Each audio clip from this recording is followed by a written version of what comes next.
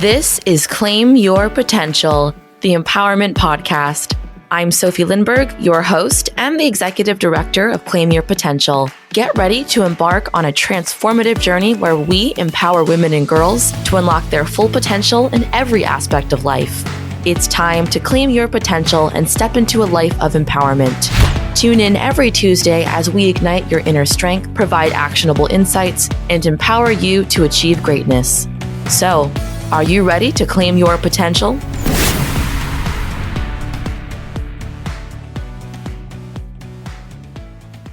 Hello, everyone, and welcome back to Claim Your Potential, the Empowerment Podcast.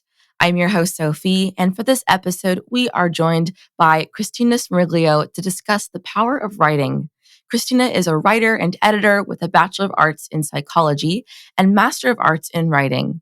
She has always been fascinated by the complexities of the human experience and strives to understand the roles of the mind and the heart and of the psyche and emotions. Thus, it has become the main theme of her work. Kristina focused particularly on how the mind and our emotions are affected by our environment and experiences. She spends much of her time wondering about the human experience and exploring the age-old question, why are we here? She explored that same question and many others in her novel, Falling into Fire, as she dove deep into the Garden of Earthly Delights, the painting by Hieronymus Bosch. Please welcome Kristina. Thank you so much for being with us today. Thank you, Sofie. I'm happy to be here. We're so happy to have you. And, Falling into Fire, I would love to start us off with hearing a little bit more about your book and what inspired you to write your novel. So this book was inspired, officially, I would say it was inspired when I was achieving my master's degree in writing from Nova Southeastern University. The story itself was actually prompted while taking a fiction writing workshop. I was instructed to write a story where the setting was the main character. And when I was trying to think about what story I was going to write, what was the setting that I was going to write, I was thinking, should I write about my hometown? Should I write about, a fictional place? I honestly didn't really know what I was going to write about. And then so I felt called to think about a painting I had seen in another class. So in my editing and layout and design class, I had actually been introduced to Hieronymus Bosch's The Garden of Earthly Delights. And as soon as I got that image in my mind, I knew I had to explore it. So that's kind of what initially started the process for me. But I would say that story was inspired long before I even saw that painting. I was going through a lot emotionally and in my relationships. And to be honest, the whole reason I even wanted to go into writing in the first place had a lot to do with how I wanted to help people, especially because writing was how I've always helped myself. So even when I was growing up, when I was going through anything, I would process it through writing. So when I was older, and that's why I actually got a bachelor's in psychology, I had wanted to help people who had gone through something similar to me. But at the time, I wasn't sure how I was going to do that. So I decided to pursue writing. And when I found myself writing this story, I realized that this was the way that I was going to truly heal, because I had wanted to heal from my experiences for a very long time. And no matter where I turned, something was always missing in how I was approaching my healing until this story came out. And then by the way of this story, which actually it took many forms, first as a story in fiction writing workshop that turned into my thesis. Eventually it turned into Falling into Fire as a novel. And it took many stages, but I realized that this came from a deep inner desire to want to truly heal and overcome my experiences and to not allow anything to hold me back. So there was definitely like the physical inspirations, of the world, but there was also something deep within me that allowed this project to happen. So I'm very grateful that was within me. And then through this medium, through writing, I was able to overcome a lot. So that's pretty much it. Yeah, I think that there's so much power, in writing and being able to, put pen to paper and figure out a way to really get everything that you're thinking, out there. And so I would love to hear a little bit more about your process with, how writing about your difficulties in the areas of identity, sexuality, and relationships by way of writing this fantasy fiction story allowed you to really overcome them and heal from them. So I'd love to hear a little bit more about, your process there. So the process was not easy. I will say that. It wasn't one of these stories that I was like, all right, cool, we're going to write it. Boom, it's done. To be honest, it was incredibly difficult. But like I said, that desire to heal was so strong within me that that kind of kept pushing me on. But when it came to the actual physical writing, a lot of times what would happen is I would get a scene and I would, a lot of things would come up. What I believe helped me write this story particularly was the fact that it was fantasy fiction. When I was thinking about the different ways that I could write my story, at the time, writing a memoir of any fashion just wasn't it. I had a lot of issues with how I was really going to write the story because I really wanted to be honest in my representation. And it was difficult at the time because there was so much to be healed. I didn't even know if I could trust my memories, because I was so affected by everyone telling me things. And I really wanted to do the story justice. So, and to be honest, there were certain things I couldn't talk about in a very direct way at that time.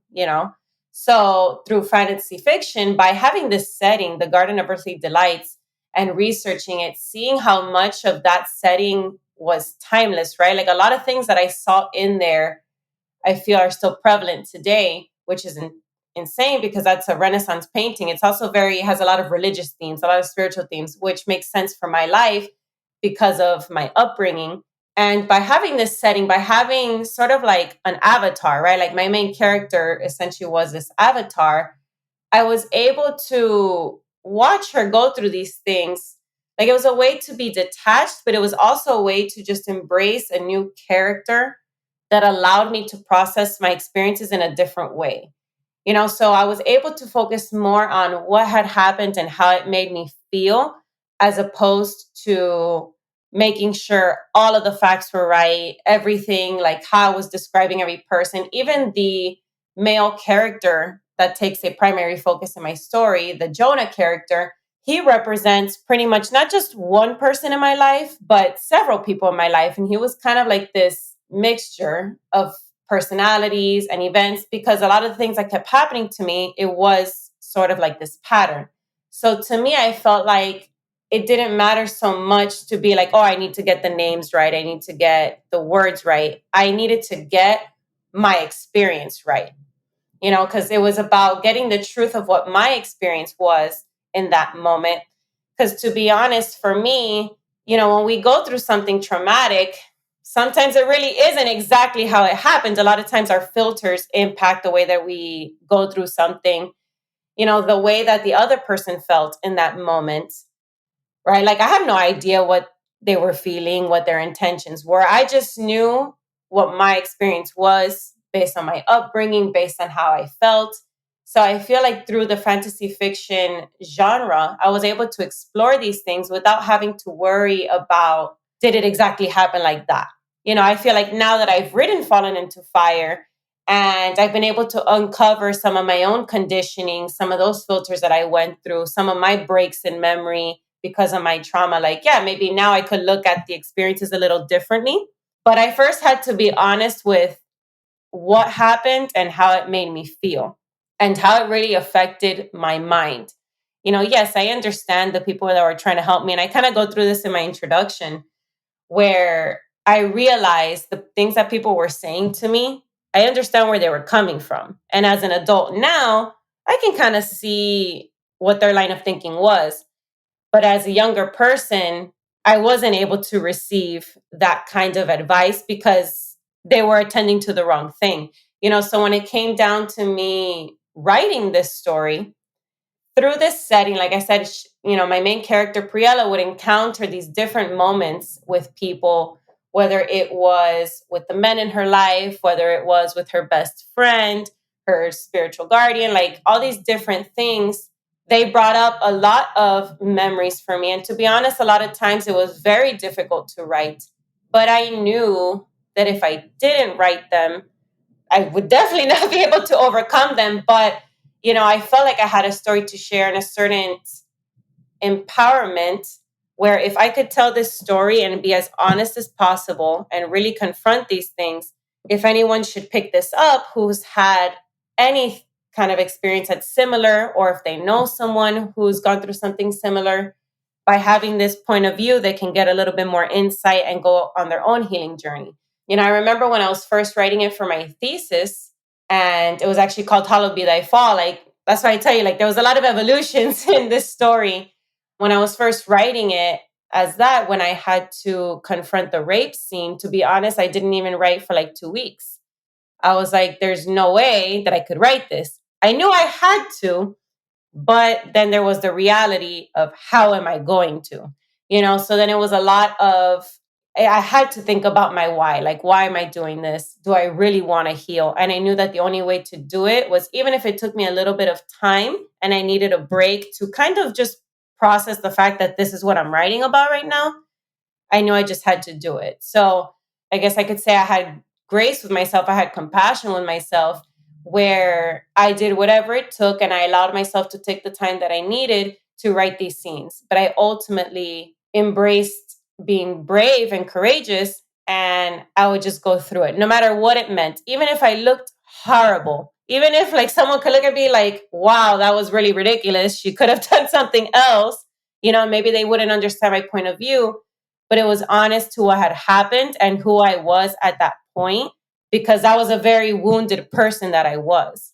so regardless of how this story made me look and what kind of quote unquote dirty laundry I was airing out, I knew that it had to be told because life is messy. And the only way that we can really overcome some of these very messy situations is by looking at them honestly. So yes, it was through fantasy fiction, but I feel like for me at that point, that's what it had to be in order for me to begin to feel comfortable with talking about the story at all. I was very uncomfortable talking about these things. I felt very unsupported. Even if I was supported, there were certain things that I needed that it was very difficult for me to feel.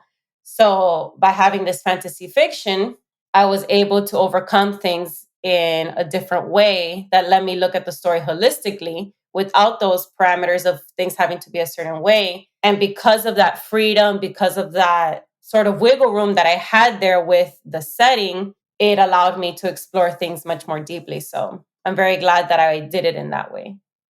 Yeah, and I want to say, thank you so much for sharing your story and sharing a little bit about, what you've experienced. And, when you were talking about how it really was a medium for you to not focus on, all right, this is exactly what was said. I need to, go back and rewind. And rather you focused on, this is how it made me feel.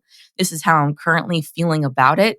And I need to make sure that, this character feels that feeling. And so when you look at it from that almost outside perspective of, oh, wow, I can't believe that my character is going through this and feeling this way, I feel like it really gives you that opportunity to then, be introspective and go, all right, now I fixed that for my character. How can I fix that for me? How can I, make myself feel a little bit better, like I made my character feel a little bit better?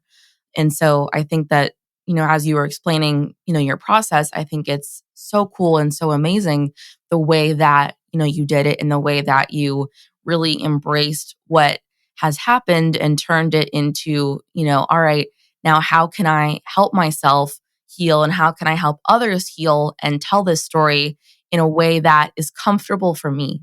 And I think a lot of the time when stories like that are told, it's very open of this happened to me, this is that, which is great. And I think it's very powerful, but not every person, is ready in their life to do that yet. And I think that's 100% okay. And I think that's, part of the journey is just saying it out loud and going, oh my gosh, right? This happened. Oh my goodness. I can't believe this happened. And so I love that, you knew that, you addressed that. You're like, okay, I'm not ready to talk about, this is being attached to me yet, but I am ready to share it. I am ready to help other people grow from it. So I think that's very powerful. And I want to thank you for, the work you're doing there. And I really also would love to talk about how some of our listeners can really embrace writing as a healing practice, because it seems like it's been such a healing practice for you, been part of your healing journey. And so, are there any common barriers that people face when it comes to embracing writing as a healing practice? And how can these be overcome? Thank you. So thank you for all that. Yes, first of all, I was like, as you were talking, I was like, yes, thank you. I really appreciate that. So yes, writing honestly really is a powerful exercise. I will say writing it as a book was incredibly powerful because there's also a lot to be said about, the editor factor, me working with an editor, me working with my thesis advisor. I had a lot of people who really brought a lot to light with this particular story. I could really speak a lot to that as well. But even just in general, by writing these experiences, I would say the most difficult part is not being afraid of what other people are going to think.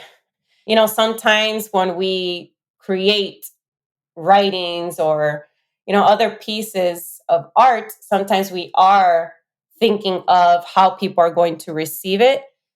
I would say don't worry so much about that when you're writing your experiences. Yes, sometimes there are certain things, like, for example, something that I went through with my thesis advisor, where I was writing my story and she brought to light, oh, Christy, like, if you have it end this way, you're essentially saying that it was all your fault. And that was actually part of my experience, right? For a very long time, that's what I thought. And it came through the writing. So she told me, she's like, Christy, if you write this story, you're not going to power anybody. And I was like, oh, but I don't understand. And that's where I was at that point.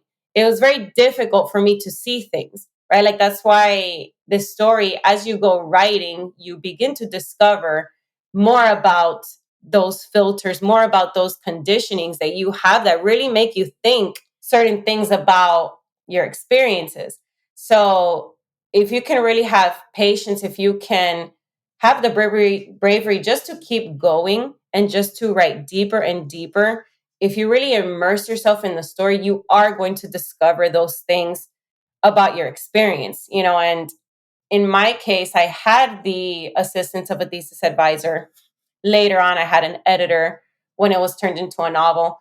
So whether you have someone to be able to point these things out, or if just by writing yourself, first, it really is about not caring what anybody thinks, just writing the experience, writing how you felt, writing what you remember. Because honestly, what you remember, whether or not it is facts, it is going to make a difference, right? Because it's that memory that we replay over and over again. And sometimes our memories are based on this emotion. A certain trauma sparks us to remember things a certain way. The only way to get to the factual part of what happened, to get to looking at the experience holistically, to look at it through any other lens other than the lens of the trauma you remember, you have to write it all out. You have to be honest. You have to not hold back. And I will say, when you give it your everything, you will make discoveries that are going to help you. In writing Falling into Fire, there were many times where I didn't want to maybe get so graphic, for example. I wanted to maybe hold back a little bit in that regard. But to be honest, even if all those details were not left in the final draft, by getting graphic, I was able to put myself more in that moment and to replay certain things, which, yes, it may seem very difficult for a lot of people to want to do. But a lot of times, by having some sort of reconnection with that moment, right? It depends on where you are in your healing journey. If you're just getting over something, I probably wouldn't suggest that somebody write about it so immediately. I would say maybe there's some other things that need to happen there. I do think that I was able to accomplish what I did because there was distance. I still felt the emotions, but in time, there was some distance between me writing it and the situations that I was writing about. So I do think that that's very key. we have to be very mindful as to where we are in our healing journey. If we just start writing the day after, just because we want to get over it, I don't know if that's going to be as effective. Everyone's healing journey is different. I know for me, just even thinking about the story I was writing when it was just my thesis, I had already had distance as it was. But even writing it as my thesis, I was doing the victim blaming, I was doing all that. And so it goes to show things will start to shift as time goes on, as you begin to write more about it. So I would say first, just be very clear about your intentions about writing about these things. Make sure that you're willing to be open, willing to be honest, even if nobody reads your writing. But you have to be open and honest with yourself first to be able to look at these things completely and holistically. And then you will see how powerful writing about your stories can be, because it will show you more about that experience. I firmly believe that I did not have these experiences just to have them and be destroyed and be damaged for life. I feel like I was given these experiences and now I have this opportunity to write about them so that I can not only heal myself, but I can heal others. I feel like when we share our stories, all these people that share their stories, whether it's similar to mine, whether it's other types of abuse or any other experience, when they share it, there is healing as a community. So I feel like there is power in sharing. And through writing, it starts with the writer first, right? So being able to acknowledge and explore their experience within themselves and then be able to share that with a large audience. So I would ultimately say it is a completely rewarding experience if you're willing to be honest with what happened and just be willing to see what happens. To be honest, you never know what you can learn from writing about yourself. I think it's a very rewarding experience. And I know for me, it changed my life completely. So I'm very glad I did it. Yeah, thank you so much for sharing that. And, I love that you mentioned that you need to sit in it a little bit first. I think so often we want to not feel uncomfortable. We don't want to feel sad. We don't want to feel, that anger. And so a lot of the time when really awful traumatic experiences happen, it's very easy for us as human beings to, want to push past it, hide it in the back of your mind, put it on the back burner, go, I'm not going to deal with that. I'm not going to focus on that. I have other things to worry about. I have other things I need to do. And if I don't think about it, then maybe it didn't happen. Or, if I don't think about it, then it can't hurt me. And, I think that we pretty much all know that that doesn't work. And, sooner or later it comes out and it bubbles over. And so I, love that you said that you have to sit in it for a little bit. You have to be uncomfortable with those emotions. You have to, start that healing journey before you can really get to the writing part, to the development part, to where you grow as not just a writer, but as a person, trying to share and deal with your pain in a way that is an empowering medium. So I love that, you brought that up and that you shared that. And you've given so many lessons throughout this episode, but I would love to bring it down to, what is one thing that our listeners should take away from this conversation? Honestly, I know I said a variation of this, but I firmly believe if you are willing to take an honest look at yourself and your experiences, you really can overcome anything. If you are willing to be honest with yourself, with others, with what you have been through, even if it is difficult, if you are willing to embrace the truth, you can overcome anything that has happened to you. Amazing. Thank you so much for that empowering message. And it's something that I hold near and dear to my heart. So I love that you brought that up. And for our listeners that would love to hear more from you, how can our listeners connect with you? I do have a website. My website is kristismeriglio.com. I have a lot of my work there and you can reach me there. I am also available on social media at Kristy Smeriglio. I use the same handle just about anywhere. Primarily, I use Instagram, but I do have all other social media profiles as well. Yeah, that's how you can reach me. Amazing. Thank you so much for sharing and for sharing your story and a little bit about, your writing experience. I think this is such a fantastic tool that our listeners can listen in on, and especially when it comes to, processing those emotions and really finding ways to heal. I think that's so powerful. And you are such an empowering woman. And thank you again so much for coming on to the podcast, Kristina. Thank you so much, Sophie. I loved being here. That brings us to the end of another empowering episode on Claim Your Potential, the Empowerment Podcast. Thanks for listening. If you've enjoyed our show and want to learn more about the work we do, you can visit our website, claimyourpotential.org. There, you can access our tools and workbooks, sign up for workshops, join our mentorship program, listen to previous and future episodes, donate to support our cause, and find out how you can get involved. For even more inspiring content, follow us on Instagram and Facebook at Claim Potential, where we share inspiration, educational resources, episode and program announcements, and other content designed to help you reach your full potential. Your support means the world to us, and a free way to support our show is by leaving a rating and review on the podcast streaming platform of your choice. Your feedback helps us grow and reach even more people with our empowering message. If you're unsure of how to do this, head over to our website's Leave a Review page for step-by-step instructions. Thank you to each and every one of you for being a part of this empowering community. Tune in next time as we continue our journey of learning and discover even more ways to claim your potential. Until then, remember that you have the power to create the life you desire. Keep striving and keep growing.